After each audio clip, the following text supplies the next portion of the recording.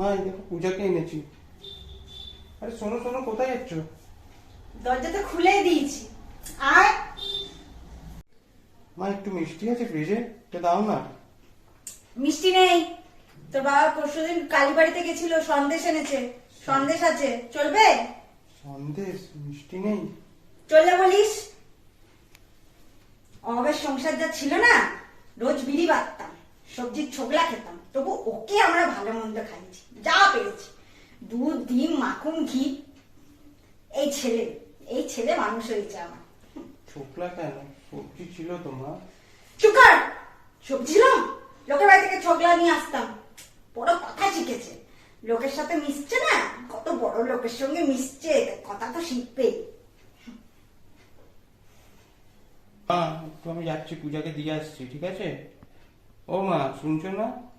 দিয়া বারবার বলার কি আছে? কোনদিন আমাকে দিয়ে আসবি,